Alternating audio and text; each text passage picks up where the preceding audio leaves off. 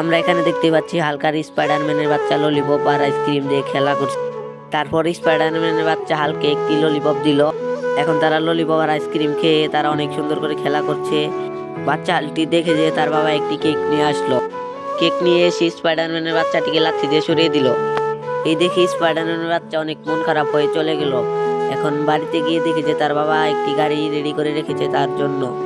সে গাড়িটি নিয়ে হালকের বাবার কাছে যাচ্ছে।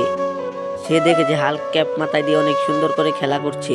সে তাই দেখে গাড়ি থেকে নামলো, বড় হাল্কটি লাথি দিয়ে সরিয়ে দিল। তারপর হাল্কের বাবা তার গাড়িটি দখল করে তারপরে স্পাইডারম্যান অনেক মন খারাপ হয়ে গেল। স্পাইডারম্যানের বাচ্চাটি তারপর দেখে যে তার বাবা আসছে। এই দেখে স্পাইডারম্যানটির মাথা গরম হয়ে যায়। তারপর স্পাইডারম্যান কি করে তা দেখতে চাইলে চ্যানেলটি সাবস্ক্রাইব করে ভিডিওতে একটি লাইক কমেন্ট শেয়ার করে যান। তারপর স্পাইডারম্যান হাল্কে একটি লাথি মারলো। স্পাইডারম্যান হাল্ককে মারার জন্য স্পাইডারম্যানের বাচ্চা অনেক